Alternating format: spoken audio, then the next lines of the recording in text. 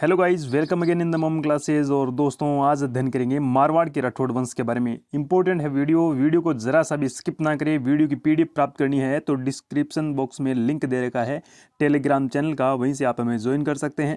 Video काफ़ी important होने वाला है और वही चीज़ इसमें ऐड की गई है जो एग्जाम की दृष्टि से महत्वपूर्ण हो।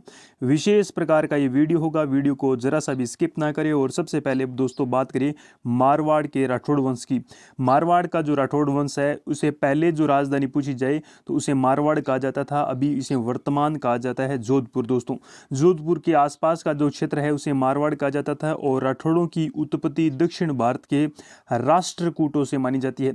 सिंपल सा क्वेश्चन है और क्वेश्चन पूछा भी जा सकता है दोस्तों कि मारवाड़ों की उत्पत्ति किसे मानी जाती है, तो दक्षिण भारत का जो राजवंश था जिसे हम राष्ट्रकूट राजवंश कहते हैं, उसकी उत्पत्ति से माना जाता है। राठौड़ों को कन्नौज यानी यूपी के गढ़वाल भी बताया गया है। तो ये भी आप ध्यान में रखें कि राठौड़ जो है ये यूपी के गढ़वाल जो शासक है, कन्नौज यूपी के, इनके वंशज बताए गए हैं। राव सिंहा के बारे में अध्ययन करें तो मारवाड़ के राठौड़ों के इन्हें कहते हैं संस्थापक और इन्हें कहते हैं आदि पुरुष। काफ़ी इंपॉर्टेंट, राव सिंहा को कहा जाता है मारवाड़ के राठौड़ों के संस्थापक या फिर आदि पुरुष। सबसे पहले राजस्थान में यही आए थे। और उसके बाद बात करें तो 1240 ईस्वी में बंदायू में पालीवाल ब्राह्मणों की सहायता से राजस्थान आया था। और पालीवाल ब्राह्मणों को लुटेरे लूट लिया करते थे और इनकी सहायता करने के लिए 1240 ईस्वी में आया था। इसने खेड़ बाड़मेर में अपनी राजधानी बनाई। तो सबसे पहले याद रखना दोस्तों कि मारवाड़ की सर्वप्रथम जो राजधानी है वो कौन सी रही, तो वो खेड़ रही। और खेड़ पड़ता है बाड़मेर में।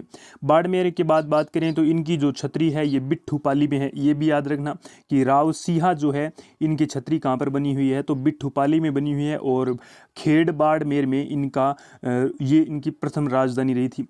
राव दुहड़, यह फूलदेवी नागणीची माता की मूर्ति दक्षिण कर्नाटक से लेकर आए थे। दक्षिण कर्नाटक से मूर्ति लेकर आए थे राव दुहड़। किन की? नागणीची माता की। नागणीची माता काफ़ी इंपॉर्टेंट है क्योंकि नागणीची जो माता है ये मारवाड़ के राठौड़ों की कुल देवी है। नागणीची माता का मंदिर नगाना बाड़मेर में बनवाया किसने? राव दुहड़ ने। और इसी के साथ नागणीची माता जो है ये राठौड़ों की कुलदेवी है। इतना सा इंपॉर्टेंट है। और ये याद रखें कि राव दुहड़ के द्वारा कर्नाटक से नागणीची माता की मूर्ति लाएगी और ये जो मूर्ति है ये नगाना गांव बाड़मेर में स्थापित करवाएगी। और यही वो मूर्ति है जिनकी पूजा ये अपनी वंशज पीढ़ियों से करती आ रही है, इस वजह से ये इनकी कुलदेवी कहलाती है। मल्लीनाथ, इसने मेवानगर बाड़मेर को अपनी राजधानी बनाई। किसने? मल्लीनाथ के बारे में सब जानते हैं। मल्लीनाथ, मालानी पर्वत, और मालानी पर्वत काफ़ी इंपॉर्टेंट दोस्तों एग्जाम की दृष्टि से। नेक्स्ट बात करें तो इनके कारण बाड़मेर क्षेत्र में मालानी कहा गया। मल्लीनाथ का जो क्षेत्र है ये मालानी कहा गया। मल्लीनाथ राजस्थान के लोक देवता भी है। मल्लीनाथ काफ़ी इंपॉर्टेंट है दोस्तों, जो कि मारवाड़ से संबंध रखते हैं। इसी के साथ नेक्स्ट बात करें तो चुंडा के बारे में अध्ययन करिए तो हंसाबाई इनकी छोटी बहन थी, छोटी बेटी थी दोस्तों। चुंडा की बेटी थी कौन? हंसाबाई। और ये वही हंसाबाई है जिनका विवाह राणा लाखा या फिर लक्ष्य सिंह के साथ हुआ था, जो कि मेवाड़ के शासक थे। मेवाड़ के राणा लक्ष्य सिंह या फिर लाखा के साथ हुआ था। और ये मेवाड़ के वही लाखा है, लक्ष्य सिंह है, जिनका पुत्र, जिनको हम राव चुंडा कहते हैं, ये वही चुंडा है जिन्हें मारवाड़ का भीष्म पितामह कहा जाता है। तो हंसाबाई जो है इनकी बेटी है और हंसाबाई का विवाह होता है लक्ष्य सिंह के साथ। और लक्ष्य सिंह का जो पुत्र होता है वही आने वाला वंश अधिकारी होता है। चुंडा ने मंडोर को अपनी राजधानी बनाया, ये भी इंपॉर्टेंट है। चुंडा ने मंडोर को राजधानी बनाया। प्रतिहार शासकों ने मंडोर चुंडा को दहेज में दिया था। तो प्रतिहार शासकों की जो पुत्री थी वो चुंडा को शादी की गई और इसी के साथ मंडोर को दहेज में दिया गया प्रतिहार शासकों के द्वारा। जोधा के जो पिता थे वो रणमल थे और इसके बाद शासक बनते हैं जोधा। महत्वपूर्ण शासकों की बात करेंगे। 1459 में जोधपुर की स्थापना इन्हीं के द्वारा की गई और राजधानी बनाया गया जोधपुर को। इसी के साथ जोधपुर में इसने मेहरानगढ़ का दुर्ग बनवाया। मेहरानगढ़ का किला किन के द्वारा? राव जोधा के द्वारा। करणी माता के आशीर्वाद से रजिया नामक जो व्यक्ति है उसको दफनाया गया था नीम के भीतर। जोधपुर में इस किले का मेहरानगढ़ का निर्माण करवाया। जोधपुर किले की 4 द्वारी मालदेव ने बनाई। ये इंपॉर्टेंट है दोस्तों, मालदेव ने बनवाई थी जोधपुर किले की 4 दीवारी। इसी के साथ इस किले की नींव है वो करणी माता ने रखी है। जोधा की बुआ थी कौन? करणी माता। और करणी माता का संबंध हम सब जानते हैं, ये वर्तमान जोधपुर से हैं। रणमल की धर्म बहन थी, रणमल की धर्म बहन थी और जोधा की बुआ थी कौन, करणी माता। इसके बाद महत्वपूर्ण शासक आता है मालदेव। मालदेव का जो शासनकाल है 1531 से 62 के मध्य रहते हैं और मालदेव उस समय का सबसे बड़ा हिंदू राजा था। उस समय का मतलब 15वीं सदी जो थी, इसमें मालदेव सबसे बड़ा हिंदू राजा था। गंगा का बेटा था, गंगा का या फिर गंगा का बेटा था मालदेव और अपने पिता गंगा की हत्या करके राजा बना था मालदेव। तो यहाँ पर एक पॉइंट ये भी हो जाता है कि मालदेव पितृहंता भी था। इसी के साथ उसने पिता की हत्या करके राजा बना। जब मालदेव राजा बना तो उसके पास 2 परगने थे, 2 परगने, एक तो जोधपुर था, एक सोजत था। सोजित पड़ता है पाली में, जो कि मेहंदी के लिए प्रसिद्ध है दोस्तों। इसी के साथ लेकिन बाद में मालदेव ने 52 युद्ध और 18 परगने जीते। कितने दोस्तों? 52 युद्ध और 18 परगने जीते। ये इंपॉर्टेंट है दोस्तों मालदेव से संबंधित। मालदेव ने वीरमदेव से मेड़ता छीन लिया था। किससे? वीरमदेव से मेड़ता छीन लिया था। और वीरमदेव कौन था? तो वीरमदेव एक चौहान शासक था। पाहेबा साहेबा का युद्ध 1541 में हुआ और मालदेव और जेतसी के बीच हुआ था पाहेबा साहेबा का युद्ध, जिसे कहा जाता है। जेतसी बीकानेर का शासक था और मालदेव ये मारवाड़ का शासक था। दोनों ही मारवाड़ी शासक थे और दोनों ही राठौड़ वंश से बिलोंग करते थे। परिणाम मालदेव की जीत गया और जेतसी लड़ता हुआ मारा गया। और जेतसी का जो बेटा था कल्याणमल, ये दिल्ली के राजा शेरशाह सूरी के पास चला गया तथा मेड़ता का वीरमदेव शेरशाह सूरी के पास चला गया इनके शेरशाह सूरी से सहायता मांगने हेतु। तो यहाँ पर देखो, मेड़ता से वीरमदेव गया है तो यहाँ से कल्याणमल गया है जो कि बीकानेर का शासक था। अब शेरशाह सूरी ने 1540 में हुमायूं को हराया, 1540 में हुमायूं को हराया। 1541 में हुआ था पाइबा साहिबा का युद्ध और हुमायूं जोगी तीर्थ जोधपुर आ गया था। कहाँ पर आ गया था? जोगी तीर्थ जोधपुर आ गया था। इंपॉर्टेंट है दोस्तों, जोगी तीर्थ जोधपुर, जहाँ पर हुमायूं आया था। और हुमायूं को 1541 में हराया था किसने? बात करें तो शेरशाह सूरी ने। और मालदेव और हुमायूं का जो संबंध है ये इंपॉर्टेंट है दोस्तों। शेरशाह सूरी को हराने के बाद हुमायूं जब राजस्थान से होकर जा रहा था, उसने जोगी तीर्थ जोधपुर नामक स्थान पर मालदेव के पास सहायता मांगने के लिए 3 दूत भेजे। कितने दूत भेजे? 3 दूत भेजे।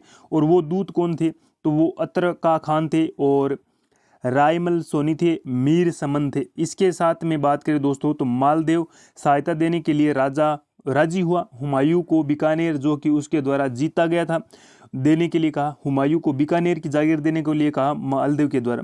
लेकिन हुमायूं मालदेव पर विश्वास नहीं करता है तथा अपने पुस्तकालय अध्यक्ष मुल्ला सुर्ख के कहने पर मालदेव के पास नहीं जाता है और सिंध पाकिस्तान चला जाता है, जहां उसने अमरकोट के राजा वीर साल सोडा के पास शरण ली थी। तो पाकिस्तान के वीर साल सोडा के पास शरण लेता है हुमायूं। लेकिन बात करें तो मालदेव जो है इन्हें बीकानेर की जागीर देने की बात कहता है, लेकिन मालदेव के कहने पर भी हुमायूं इन पर भरोसा नहीं करता है और वो चला जाता है पाकिस्तान के अंदर। और किसके कहने पर? मुल्ला सुर्ख के कहने पर। नेक्स्ट बात करें तो मालदेव हुमायूं दोनों ने एक ही संबंध में समझदारी नहीं दिखाई। वे शेरशाह सूरी के खिलाफ एकजुट मजबूत गठबंधन बना सकते थे तथा मुगल राजपूत संबंध भी बना सकते थे, जो बाद में अकबर द्वारा शुरू किए गए थे, इसी समय प्रारंभ हो जाते। तो इसी समय मुगल राजपूत संबंध प्रारंभ हो जाते और एकजुट अगर सेना बनाने देते तो, ताकि ये बात करें तो ये जो हराने में शेरशाह सूरी को सफल होते। इसी के साथ गिरी सुमेल का युद्ध, ये काफ़ी इंपॉर्टेंट है दोस्तों, जो कि जेतारण का युद्ध भी इसे कहा जाता है, जो कि कब लड़ा गया दोस्तों? 1544 में। अब इंपॉर्टेंट युद्धों की बात करें तो 1541 में यहाँ पर महत्वपूर्ण युद्ध होता है पाहेबा साहिबा का युद्ध, जो कि राव जेतसी और राव मालदेव के मध्य होता है। राव जेतसी की इस युद्ध में मृत्यु होती है। राव जेतसी बीकानेर का शासक था। और इंपॉर्टेंट गिरी सुमेल का युद्ध इसे कहा जाता है जेतारण का युद्ध। ये जनवरी 1544 में लड़ा गया और 1444 रणकपुर के जैन मंदिरों के खम्भे हैं, काफ़ी इंपॉर्टेंट है दोस्तों। इसी के साथ मालदेव के साथ में विवर्षज कौन था? शेरशाह सूरी था।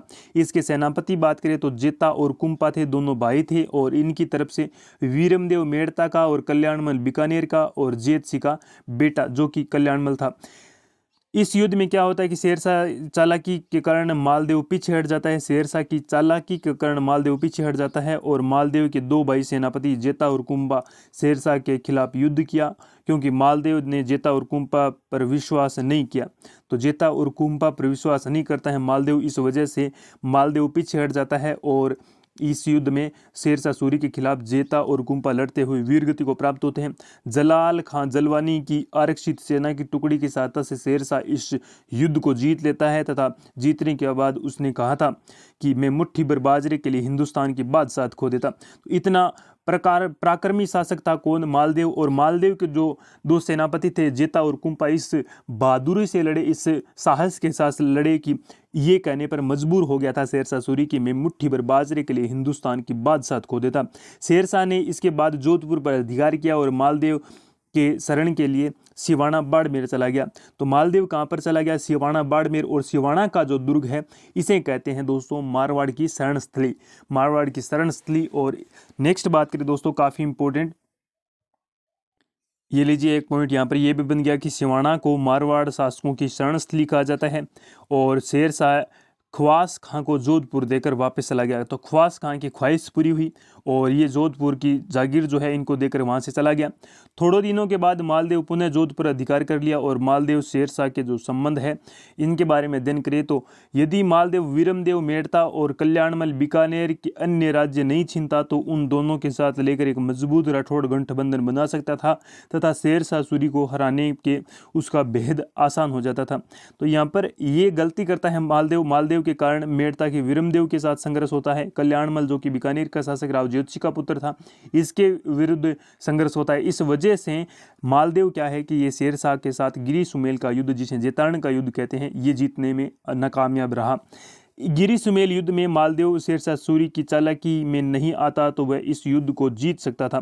गिरी सुमेल की युद्ध को जो है ये शेरशाह सूरी की चालाकी में अगर नहीं आता तो ये युद्ध जीत सकता था। इस प्रकार शेरशाह सूरी के साथ संबंधों में मालदेव एक अदूरदर्शी राजनीति था। मालदेव ने रिया, मेड़ता, नागौर, सोजत, पाली, पोकरण, जैसलमेर के किलों का निर्माण करवाया। काफी इंपोर्टेंट दोस्तों सभी किले मालदेव के द्वारा बनाई गई किलों का क्रम पूछा जा सकता है। 3 किले दे दिए, एक अतिरिक्त दे दिया, ये भी पूछा जा सकता है। और एक दे दिया, 3 अतिरिक्त दे दिए और उनमें से पूछा जाए कि मालदेव के द्वारा निर्मित किया गया किला कौन सा है। तो रिया ये पड़ता है और मेड़ता, नागौर, सोजत, पाली, पोकरण, जैसलमेर, ये 5 किले जो है ये मालदेव के द्वारा बनाए गए। जोधपुर किले की 4 दीवारी किसने बनाई? तो ये मालदेव ने बनाई। जोधपुर किले का निर्माण किसने करवाया? तो राव जोधा ने करवाया। मारवाड़ की चित्रकला का प्रारंभ इन्हीं के काल में माना जाता है। तो मारवाड़ की चित्रकला का प्रारंभ पूछा जाए तो ये मालदेव के काल में।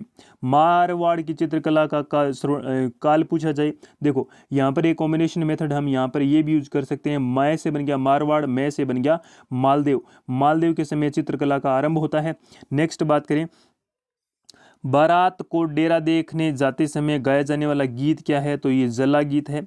और जला गीत के साथ ही बात करें तो मालदेव के विषय में एक महत्वपूर्ण जो घटना होती है जिसे रूठी रानी कहते हैं।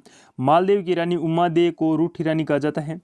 यह बारमली नामक दासी के कारण नाराज हो गई थी तथा कुछ समय तक अजमेर के तारागढ़ किले में रही। और ये जो अजमेर का तारागढ़ है इसे ही कहा जाता है रूठी रानी का गढ़। और ये तारागढ़ अजमेर काफ़ी इंपॉर्टेंट है दोस्तों। इसी के साथ बात करें तो मालदेव के दरबारी जो विद्वान थे, विद्वानों की बात करें तो इसमें ईश्वरदास महत्वपूर्ण है।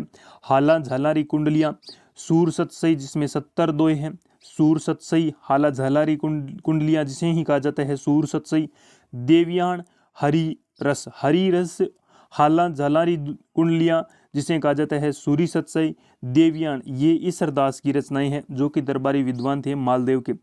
आसानंद जी के बारे में इंपॉर्टेंट है। उमादे भटियाणी रा कवित, बागा भारमली के रादुआ, बागा भारमिलर जो दुआ है ये आसानंद जी का है। और आसानंद जी जो है ये बाड़मेर से बिलोंग रखते हैं दोस्तों। कहाँ से? बाड़मेर से बिलोंग करते हैं। कौन? आसानंद जी। इसी के साथ नेक्स्ट बात करें तो वह एक डाकू था जो बारमली को उठाकर ले गया। बाद में दोनों के साथ रहने लग गए थे। मालदेव की उपाधियाँ नेक्स्ट इंपॉर्टेंट है दोस्तों, आसानंद जी। और वहां एक डाकू था जो बारमली को उठाकर ले गया, बाद में दोनों एक साथ रहने लगे थे। मालदेव की जो उपाधियां हैं, और ये भारमली वही है जो कि मालदेव की दासी हुआ करती थी, जिसकी वजह से रूठी रानी रूठ गई थी। रूठी रानी के नाम से जाना जाता है। मालदेव की जो पत्नी थी, हमने बात की थी रूठी रानी, और उमादेव जो थी। यहाँ पर दोस्तों बात करें तो मालदेव की जो उपाधियां हैं ये काफ़ी इंपॉर्टेंट है दोस्तों एग्जाम की दृष्टि से। इन्हें हिंदू बादशाह कहा जाता है, हसमत वाला राजा यानी मतलब वैभवशाली राजा, मतलब वैभवशाली राजा के कारण इसे हसमत वाला राजा। मालदेव ने जोधपुर में 4 दीवारों का निर्माण करवाया। इंपॉर्टेंट है दोस्तों, 4 जो दीवारें हैं जो कि मालदेव के द्वारा बनाई गई। मेड़ता, रिया जो नागौर में पड़ता है, सोजत ये पाली में पड़ता है, पोकरण जैसलमेर में पड़ता है, मेड़ता भी नागौर में पड़ता है। इन किलों का निर्माण करवाया। और ये जो चारों किले हैं ये 4 दीवारी के नाम से जाने जाते हैं, जो कि मारवाड़ की सीमाओं पर स्थित थे। पाली की बात करें जो कि सोजत ये मेवाड़ मारवाड़ की सीमा थी, तो यहाँ पर रिया जो पड़ता है, मेड़ता जो पड़ता है ये नागौर और यहाँ पर कछुआ वंश का जो शासक था आमेर की सीमाओं का निर्धारण करता है। उपाधि हिंदू बादशाह, हसमत वाला राजा यानी वैभवशाली राजा के बारे में अध्ययन किया। मालदेव के बारे में विशेष याद रखना कि मालदेव ने अपने बड़े बेटे राम सिंह और उदय सिंह को राजा न बनाकर अपने छोटे बेटे चंद्रसेन को राजा बना दिया। अतः राम सिंह और उदय सिंह चंद्रसेन के खिलाफ अकबर के पास चले गए। इंपॉर्टेंट दोस्तों, मालदेव के द्वारा अपने पुत्र किसको बात करें तो चंद्रसेन को बनाया गया राजा। और कौन नाराज हो गए, उदय सिंह और राम सिंह, ये दोनों कहाँ पर चले गए तो ये अकबर के पास चले गए, ये भी इंपॉर्टेंट है। अब देखिए दोस्तों, बात करते हैं चंद्रसेन के बारे में। और अकबर ने राम की सहायता के लिए जोधपुर आक्रमण किया, जो राम था। और चंद्रसेन जिसे भाद्राजून जालोर में चला गया, कौन, चंद्रसेन जो है ये भाद्राजून जालोर में चला गया। याद कैसे रखे गुरुजी, तो देखो भाद्राजून अगर याद है तो जालोर अपने आप याद हो जाएगा, भाद्राजून से जालोर बन गया। भाद्राजून जालोर में चला जाता है चंद्रसेन। चंद्रसेन से 1570 ईस्वी में नागौर दरबार में भाग लिया, लेकिन वहां पर अपने बड़े भाई उदय सिंह के प्रभाव को देखकर अकबर से मुलाकात नहीं करता है तथा वापस चला जाता है। अकबर ने भाद्रजून पर भी आक्रमण कर दिया तो राव चंद्रसेन है ये सिवाना बाड़मेर चला जाता है। तो ये जो राजा है काफ़ी इंपॉर्टेंट है, इसके बारे में जो मोस्टली इंपॉर्टेंट क्वेश्चन पूछे जाते हैं और इसके बारे में भी अध्ययन करेंगे। चंद्रसेन ने आजीवन अकबर की संविधानता नहीं की, तो ये मारवाड़ के जो शासक है चंद्रसेन ये अकबर की संविधानता नहीं स्वीकार करता है। भाद्रजून जालोर चला जाता है पहली बार आक्रमण करने पर जोधपुर से। भाद्रजून जोधपुर में बात करें बाड़मेर में आक्रमण करने के बाद ये चला जाता है सिवाना बाड़मेर में। भाद्रजून जालोर से सिवाना बाड़मेर। उसके बाद बात करें तो 1581 ईस्वी में सारण की पहाड़ियाँ जिन्हें सिंचियाक नामक गांव पाली में और चंद्रसेन की मृत्यु हो जाती है। तो 3 जगहों का ये सफर करता है। सारण की पहाड़ियाँ, उससे पहले बात की हमने सिवाना बाड़मेर, भाद्रजून जालोर, और यहाँ पर सिचियाई नामक पहाड़ी जो है पाली में, यहाँ पर चंद्रसेन की मृत्यु होगी। चंद्रसेन ने डूंगरपुर के राजा आसकर्ण के पास शरण ली थी। किसके पास, डूंगरपुर के राजा आसकर्ण के पास। ये इंपॉर्टेंट है दोस्तों। चंद्रसेन की जो उपाधियां हैं, मारवाड़ का प्रताप इसने कहा जाता है क्योंकि अकबर की संविधानता स्वीकार नहीं की थी। प्रताप का अग्रगामी कहा जाता है, प्रताप का अग्रगामी, क्योंकि प्रताप से पहले की ये घटनाएं हैं। 1540 के बाद हमने देखा ये जो क्षेत्र है ये मालदेव के बाद चंद्रसेन के क्षेत्र में आता है और 1581 में इनकी मृत्यु होती है। ये भी इंपॉर्टेंट है। प्रताप का अग्रगामी, प्रताप से पहले लड़ना आरंभ कर देता है, इस वजह से इन्हें प्रताप का अग्रगामी कहते हैं। मारवाड़ का भूला बिसरा राजा कहने का एक तात्पर्य ये है दोस्तों, क्योंकि ये भटकता रहता है अपने जीवन भर। सबसे पहले ये भाद्रजून चला जाता है, फिर वहाँ से भाद्रजून जालोर से ये सिवाना बाड़मेर से हमने देखा कि सोजत क्षेत्र में इनकी मृत्यु हो जाती है। ये सारण की पहाड़ियों में चला जाता है और 1581 में इसकी मृत्यु हो जाती है। इम्पोर्टेंट क्या है, क्योंकि आने वाले राजा ने उसकी कभी याद नहीं किया। उपाधि का एक प्रमुख कारण ये भी है कि भूला बिसरा राजा इसे क्यों कहा जाता है, क्योंकि आने वाले राजा ने इन्हें कभी याद नहीं किया। अकबर ने 1572 से 74 के दौरान बीकानेर के राय सिंह जो कि कल्याणमल का बेटा था, तो कल्याणमल किसका बेटा था, तो जेत सिंह का बेटा था, को जोधपुर का प्रशासक नियुक्त किया। इसके बाद जोधपुर को खालसा कर दिया। मतलब क्या होता है खालसा का, ये लिखना आप कमेंट बॉक्स में अगर आपको पता है कि खालसा क्या होता है, जो कि अकबर की एक प्रमुख नीति थी। वह भूमि जो सीधे केंद्र के अधीन होती है इसे ही खालसा कहा जाता है दोस्तों। जो भूमि होती है जो सीधे केंद्र के अधीन होती है उसे खालसा कहा जाता था। चंद्रसेन की मृत्यु के बाद उदय सिंह 1585 में जोधपुर का राजा बनाया जाता है। जोधपुर का राजा कौन बनता है, उदय सिंह। और उदय सिंह अकबर का करीबी था। उदय सिंह किसका करीबी था, अकबर का। चंद्रसेन और प्रताप में समानताएं क्या है।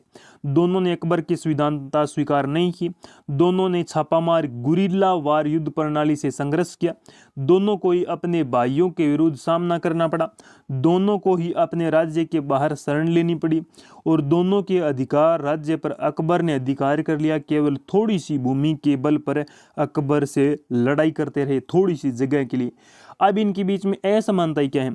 प्रताप मुगल विरोध उसके राज तिलक के साथ शुरू हो गया तथा चंद्रसेन का मुगल विरोध नागौर दरबार के साथ शुरू हुआ।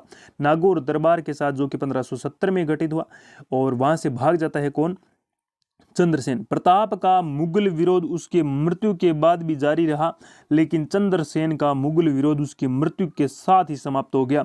प्रताप ने अकबर से हल्दी घाटी तथा दिवेर का युद्ध जैसे आमने सामने आए और जबकि चंद्रसेन के सामने लड़ाई का साहस नहीं कर सका। तो यहाँ पर हल्दी घाटी का जो शेर है वो दिवेर का और हल्दी घाटी का युद्ध लड़ता है, लेकिन चंद्रसेन जो है ये किसी भी युद्ध में सामना नहीं करता है अकबर का। इंपॉर्टेंट है दोस्तों, इंपॉर्टेंट लाइन ये है कि प्रताप अकबर के खिलाफ संघर्ष में स्थानीय लोगों को अपने साथ जोड़ता है तथा उसमें राष्ट्रवाद की भावना जगाता है, जबकि चंद्रसेन ऐसा नहीं करता, वो स्थानीय लोगों को नहीं जोड़ता और राष्ट्रवाद की भावना लोगों में नहीं जगाता। नेक्स्ट बात करें दोस्तों, काफी इंपॉर्टेंट, कि प्रताप ने चावंड में स्थायी केंद्र स्थापित किया, जबकि चंद्रसेन ऐसा कोई केंद्र स्थापित नहीं करता है और चावंड जो है ये महाराणा प्रताप से काफी इंपॉर्टेंट है दोस्तों। प्रताप ने मेवाड़ के राष्ट्रवाद की भावना का संचार किया, जबकि चंद्रसेन मारवाड़ में ऐसा नहीं कर पाता है।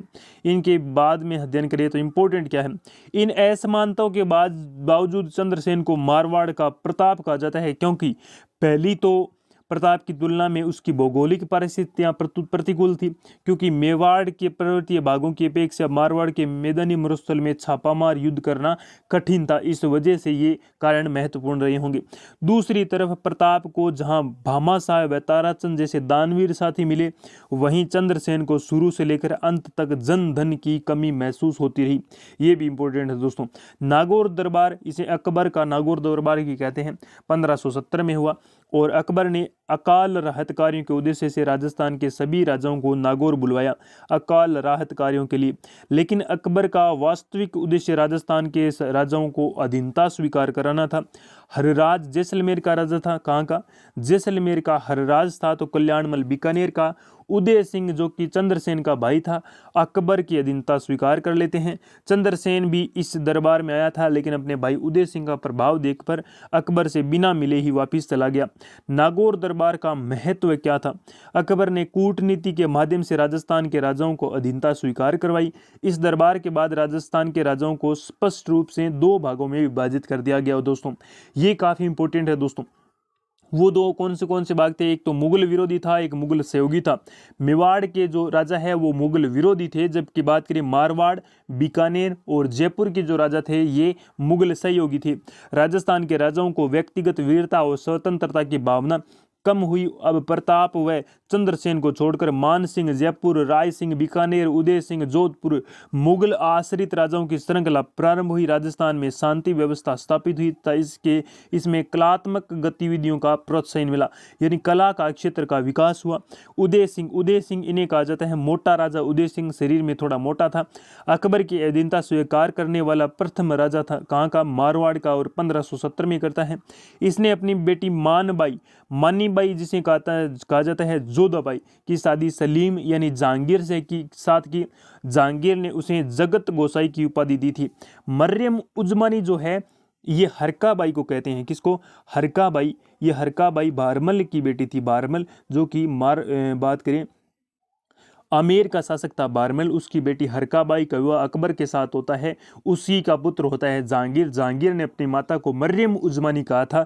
लेकिन यहाँ पर दोस्तों बात करें तो मानीबाई या फिर जोधाबाई का विवाह शादी सलीम यानी जिसे जहांगीर हम कहते हैं इसके साथ होती है। जहांगीर ने इसे जगत गोसाई कहा। इसके बेटे का नाम खुर्रम था और खुर्रम को कहते हैं शाहजहां। शाहजहां बनता है अगला मुगल बादशाह। कल्ला रायमलोत, यह मोटा राजा उदय सिंह के भाई रायमल का बेटा था। उदय सिंह का भाई था रायमल, उसका बेटा था कल्ला रायमलोत। तथा सिवाना का सामंत था। कहाँ का? सिवाना का। इसने 1590 में अकबर के खिलाफ सिवाना का द्वितीय शाखा किया। तो कल्ला रायमल, तो ये भी इंपॉर्टेंट है दोस्तों, रायमल का बेटा था और रायमल उदय सिंह, मोटा राजा उदय सिंह का भाई था। और ये रायमल वही है जिसका पुत्र जो है ये कल्ला रायमलोत, ये सिवाना का जो द्वितीय शाखा है इसमें केसरिया करता है। और प्रथम जो हुआ था ये 1303 में हुआ था, अलाउद्दीन खिलजी के खिलाफ सिवाना का शाखा। इसमें पृथ्वीराज राठौड़ ने अपने मरसिए ने मरने के बाद लिखे जाने वाले 2 अपने मरने के पहले लिखवाए थे पृथ्वीराज राठौड़ ने। कहाँ पर? ये जो क्षेत्र पड़ता है दोस्तों, ये पृथ्वीराज राठौड़ वही है जो वेली कृष्ण रुक्मिणी वचनिका का लिखता है। और ये साहित्य में महत्वपूर्ण शासक है जो कि बीकानेर का शासक था, जिसे अकबर ने गागरोन का किला भेंट किया था। वहीं पर ये वेली कृष्ण रुक्मिणी वचनिका का लेखन प्रारंभ करता है। और पृथ्वीराज राठौड़ से इसने मरसिए लिखाए थे। किसने? कल्ला रायमलोत ने मरसिए लिखाए थे। मरसिए क्या होते थे? मरने के बाद लिखे जाने वाले जो 2 होते हैं, लेकिन ये मरने से पहले ही लिखवा लिए थे। किसने? कल्ला रायमलोत ने। मरसिए किसी भी कवि द्वारा लिखे गए ऐसे 2 हैं जो किसी वीर पुरुष के बहादुरी पूर्वक लड़ते हुए मारे जाने में उसकी याद में लिखे जाते हैं। क्योंकि कल्ला रायमलोत को यह पता था कि अगर मैं विरोध करूंगा अकबर का तो निश्चित तौर पर अकबर सेना भेजेगा और युद्ध तो होगा। अगर युद्ध होगा तो अकबर से युद्ध लड़ना और इतना महान कार्य करना ये भी काफ़ी इंपॉर्टेंट है। तो उसने अपने जीवन में ही मरसिए लिखवाए थे पृथ्वीराज राठौड़ से। अगला शासक होता है गज सिंह। उपाधि दल थम्बन की उपाधि जहांगीर ने दी थी। जहांगीर के काल में होता है गज सिंह। और अन्नारा बेगम के कहने पर अपने छोटे बेटे जसवंत सिंह को जोधपुर का राजा बनाया तथा बड़े बेटे अमर सिंह को नागौर का राजा बनाया था। इंपॉर्टेंट था दोस्तों, गज सिंह का पुत्र था कौन? जसवंत सिंह। और इसके बाद बात करें तो अमर सिंह जो है नागौर का दरबारी, ये नागौर का परगना देता है इसे। और ये किसके कहने पर? तो अन्नारा बेगम जो कि दल थम्बन या फिर गज सिंह की प्रिय पत्नी थी, इसके कहने पर बड़े बेटे को राजा ने बनाकर छोटे बेटे जसवंत सिंह को राजा बनाया जाता है। अमर सिंह राठौड़ यह नागौर का राजा था। और मतीरे या फिर भतीरे की जो राड़ है ये 1644 में होती है। कब होती है दोस्तों? 1644 में। इंपॉर्टेंट है, इसमें क्या होता है कि नागौर का जो अमर सिंह होता है वर्सेस में होता है कर्ण सिंह बीकानेर का। और ये वही कर्ण सिंह है जो किसका? कल्याणमल का बेटा है। किसका? कल्याणमल का। कल्याणमल। इसी के साथ बात करें तो अमर सिंह इसमें जीत गया था और अमर सिंह को कटार का धनी कहते हैं। और इसने शाहजहां के दरबार में उसके सेनापति सुलावत खां को मार दिया था। शाहजहां के दरबार में सुलावत खां को मार दिया था किसने? अमर सिंह ने, इसीलिए इसे कटार का धनी कहते हैं। और नागौर में अमर सिंह राठौड़ की छतरी बनी हुई है, 16 पिलर की छतरी है। 16 खंभों की छतरी अमर सिंह राठौड़ की नागौर में बनी हुई है। 8 खंभों की छतरी बांडोली कहाँ पर है? बांडोली उदयपुर में किसकी? महाराणा प्रताप की बनी हुई है। इसने शाहजहां में भरी सभा में सलावत खां को मारने के बाद भी कटार फेंकी थी, लेकिन वो बच गया था। किस पर? शाहजहां पर कटार फेंकी थी। अमर सिंह राठौड़ राजस्थान के लोक नाट्यों में एक प्रमुख नाटक है। कौन? अमर सिंह राठौड़ है, ये राजस्थान के लोक नाट्यों में एक प्रमुख नायक है दोस्तों। आगरा के किले में अमर सिंह दरवाजा है जिसे शाहजहां ने बंद करवा दिया था। कालांतर में जॉर्ज स्टील ने इसे खुलवाया था। कौन सा? अमर सिंह दरवाजा है कहाँ पर? आगरा के किले में, जिसने शाहजहां ने बंद करवा दिए थे और कालांतर में इसने जॉर्ज स्टील ने इसे खुलवाया। मरसिए युद्ध में बहादुरी पूर्वक लड़ते हुए मारे जाने पर उसकी वीरता में लिखे जाने वाले जो 2 हैं वो मरसिए हैं। समेला क्या है? दुल्हन पक्ष द्वारा बारात के आगमन पर स्वागत जो गीत गाए जाते हैं उन्हें समेला कहते हैं दोस्तों। जसवंत सिंह जो कि अनारा बेगम के कहने पर शासक बनता है।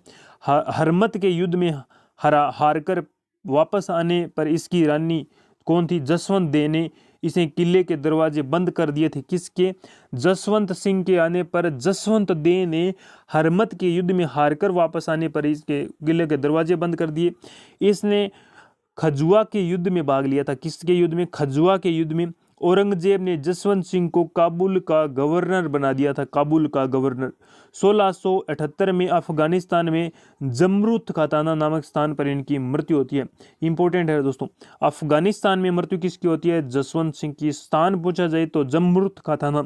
इनकी मृत्यु पर औरंगजेब ने कहा था कि आज कुफ्र का दरवाजा टूट गया। कुफ्र यानी धर्म का विरोध, धर्म का विरोध टूट गया, मतलब धर्म का विरोध कुफ्र को कहा गया है। इसकी मृत्यु के तुरंत बाद 1679 ईस्वी में औरंगजेब ने जजिया कर लगा दिया था। जजिया कर किसकी मृत्यु के पश्चात? जसवंत सिंह के मृत्यु के पश्चात। और इंपॉर्टेंट जसवंत सिंह की पुस्तकें आनंद विलास है, भाषा भूषण है, अप्रोक्ष सिद्धांत सार है, प्रबोध चंद्रोदय है। इसने जोधपुर में राई का बाग महल का निर्माण करवाया था। राई का बाग का महल निर्माण किसने करवाया? जसवंत सिंह ने करवाया। जसवंत सिंह काफी इंपॉर्टेंट है दोस्तों, जिसकी मृत्यु अफगानिस्तान में हुई थी। दरबारी विद्वान पूछे जाए तो मोहनोत नैणसी जसवंत सिंह का दरबारी कवि था। इसके बारे में कौन नहीं जानता? राजस्थान का अबुल फजल इसे कहा जाता है। नैणसिरी ख्यात ये राजस्थान की पहली ख्यात है।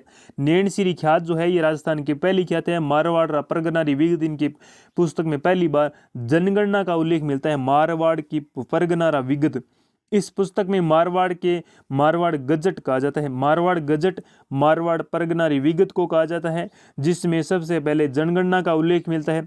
मुणोत नैणसी ने अपने भाई सुंदरदास के साथ मिलकर जेल में आत्महत्या कर ली थी। जेल में आत्महत्या कौन कर लेता है? मुणोत नैणसी। किसके साथ? सुंदरदास के साथ। मुंशी देवी प्रसाद ने मुणोत नैणसी को राजपुताने का अबुल फजल कहा है। यही बातें इंपॉर्टेंट है जो एग्जाम में पूछी जाएगी। बिना किसी बात के फालतू की बकवास इसमें ऐड करने से कोई फायदा नहीं है दोस्तों। मुंशी देवी प्रसाद ने मुणोत नैणसी को कहा है राजपुताने का अबुल फजल। सुंदरदास और मुणोत नैणसी आत्महत्या कर लेते हैं जेल में। जसवंत सिंह के बेटे पृथ्वी सिंह ने के साथ शेर के साथ लड़ाई की थी, लेकिन औरंगजेब ने इसे जहरीले कपड़े देकर मरवा दिया। किसको? पृथ्वी सिंह को। और ये जसवंत सिंह का बेटा था पृथ्वी सिंह, और ये किसके साथ लड़ता है? शेर के साथ लड़ाई करता है। इस वजह से काफ़ी बहादुर था। तो यहाँ पर औरंगजेब को लगा कि ये हमारे आने वाले भविष्य में खतरा साबित हो सकता है, तो इसको जहर के कपड़े दिलवा दिए, पहलवा दिए, जो हमारे रोम छिद्र जहाँ से पसीना हमारे शरीर से बाहर निकलता है वहीं से प्रवेश करके शरीर को मौत के ओर अग्रसर कर दिया। औरंगजेब ने जसवंत सिंह को बेटा था अजीत सिंह को दिल्ली में रूप सिंह की हवेली में नजरबंद किया था। रूप सिंह की हवेली दिल्ली में किसको नजरबंद किया था? अजीत सिंह को। और ये वही अजीत सिंह है जो पन्ना धाय दुर्गादास राठौड़ व मुकुंद दास खिंची को गोरा नामक महिला की सहायता से अजीत सिंह को जोधपुर लेकर आए। और ये जो गोरा धाय है ये अजीत सिंह की धाय माँ है। पन्ना धाय जो है उदय सिंह की धाय माँ है। और गोरा को मारवाड़ की पन्ना धाय कहा गया, जो जोधपुर में इसकी छतरी बनी हुई है। और मारवाड़ में राष्ट्रगीत घुसों में गोरा का नाम लिया जाता है। घुसों जो गीत होते हैं उसमें गोरा का नाम लिया जाता है। अजीत सिंह जिन्हें कहा जाता है कान का कच्चा, जसवंत सिंह का बेटा था। अजीत सिंह को कालिंदी नामक गांव में जयदेव पुरोहित के घर रखा गया था। कालिंदी गांव जयदेव पुरोहित के घर रखा गया अजीत सिंह को। औरंगजेब ने अमर सिंह राठौड़ के पोते इंद्र सिंह को 36 लाख रुपए लेकर जोधपुर का राजा बना दिया। जोधपुर का राजा अमर सिंह राठौड़ के पोते इंद्र सिंह को, लेकिन जोधपुर के लोगों ने इसे स्वीकार नहीं किया। जोधपुर के लोगों ने इसे स्वीकार नहीं किया। मेवाड़ के राज सिंह ने अजीत सिंह को अपना समर्थन दिया। दुर्गादास व राज सिंह ने औरंगजेब के बेटे अकबर से विद्रोह किया। ये इंपॉर्टेंट है। औरंगजेब का बेटा था अकबर द्वितीय, इसका विरोध करते हैं कौन? दुर्गादास और राज सिंह, और करवा दिया। ये अकबर सेकंड था दोस्तों जिसने औरंगजेब के खिलाफ विद्रोह करवाया था। ये साथी बन जाते हैं अकबर द्वितीय के, और विद्रोह करवा दिया। लेकिन औरंगजेब की चालाकी कारण इसे फूट पड़ गई तथा अकबर को संभाजी के पास दक्षिण भारत में जाना पड़ा। तो अकबर द्वितीय जो था ये संभाजी के पास चला गया दक्षिण भारत में। अकबर के बेटे व बेटी बुलंद अख्तर और सफियतु मिसा का पालन पोषण दुर्गादास राठौड़ ने किया था। और ये इंपॉर्टेंट है, ये अकबर द्वितीय दोस्तों, अकबर द्वितीय जो कि औरंगजेब का पुत्र था, इसकी जो बेटी थी, बेटा था जिसे बुलंद अख्तर कहते हैं, सफियत मिसा इनकी बेटी थी। और ये जब दोनों को लेकर औरंगजेब इनको बुलाता है, किसको? दुर्गादास को इनको बुलाता है, तब ये दोनों क्या करते हैं कि अपने ही भाषा में, अपने ही क्षेत्र में, अपने ही धर्म में जब नमाज का वाचन करते हैं तो औरंगजेब उससे बड़ा प्रभावित होता है और दुर्गादास राठौड़ को माफ कर देता है। बाद में ईश्वरदास नागर के कहने पर दुर्गादास ने इन्हें औरंगजेब को सौंप दिया था। ये इंपॉर्टेंट है दोस्तों। 1708 में औरंगजेब की मृत्यु के बाद अजीत सिंह राजा बना। दुर्गादास ने मारवाड़ के लोगों के साथ मिलकर अजीत सिंह को राजा बनाने के लिए औरंगजेब से 30 वर्ष तक संघर्ष किया। तो ये 1678 से 1708 इसीलिए राठौड़ों का 30 वर्षीय संघर्ष कहा जाता है। अजीत सिंह ने राजा बनने के बाद दुर्गादास राठौड़ को मारवाड़ से बाहर निकाल दिया। इस वजह से इन्हें कान का कच्चा कहा जाता है। अजीत सिंह ने अपनी बेटी इंद्र कंवरी की शादी मुगल बादशाह फर्रुखसियर से की। यह अंतिम हिंदू राजकुमारी थी जिसकी शादी मुगल बादशाह से होती है। अजीत सिंह की बेटी थी कौन? इंद्र कंवरी। इंद्र कंवरी का विवाह होता है फर्रुखसियर के साथ और ये अंतिम हिंदू राजकुमारी थी जिसका विवाह मुगल बादशाह के साथ होता है। अजीत सिंह की हत्या के बाद उसके बेटे बख्त सिंह ने कर दी थी। तो अजीत सिंह की हत्या कौन करता है? बेटा बख्त सिंह, दुर्गादास राठौड़। ये इंपॉर्टेंट है दोस्तों। जन्म स्थान पूछा जाए तो इसका जन्म सालवा जोधपुर में होता है। पिता का नाम आस्कर्ण था और दुर्गादास के पास लुणेवा की जागीर थी। दुर्गादास मारवाड़ से निकलने के बाद मेवाड़ के राजा अभय सिंह द्वितीय के पास चला गया। अभय सिंह ने दुर्गादास को रामपुरा व विजयपुर की जागीरें दी। अंतिम दिनों में दुर्गादास उज्जैन चला गया। वहां पर शिप्रा नदी के किनारे दुर्गादास राठौड़ की छतरी बनी हुई है दोस्तों। तो ये इंपॉर्टेंट है।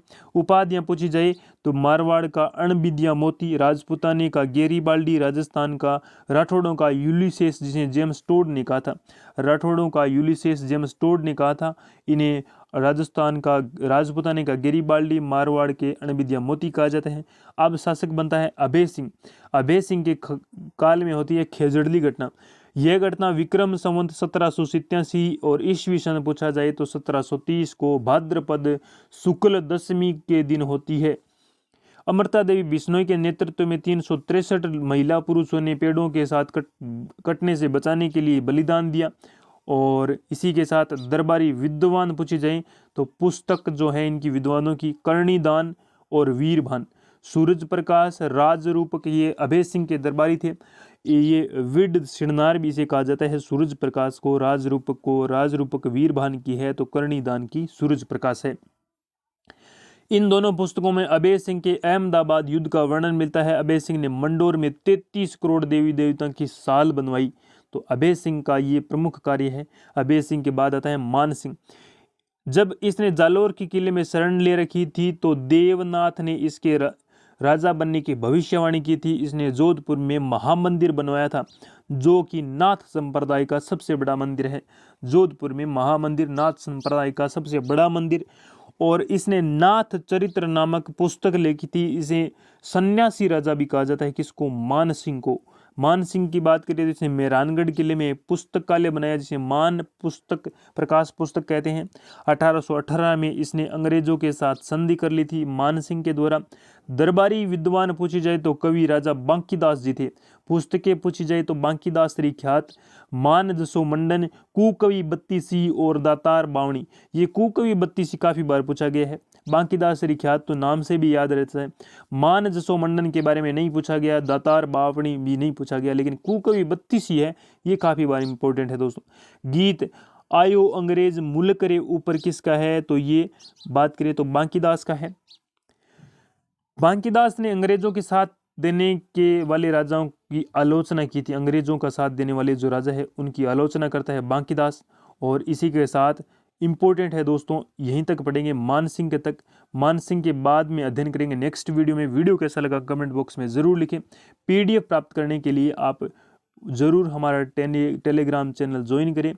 यहीं तक महत्वपूर्ण शासक थे। जो एग्जाम में पूछा जाता है वही महत्वपूर्ण होता है, बाकी का फालतू ऐड करने से कोई फायदा नहीं होता। जो वही बातें हैं जो एग्जाम की दृष्टि से महत्वपूर्ण है। और नेक्स्ट वीडियो में फिर मिलेंगे। हम इसी प्रकार यही स्पेशल नोट्स प्रोग्राम चालू रखेंगे। वीडियो कैसा लगा कमेंट बॉक्स में ज़रूर लिखना। Thank you.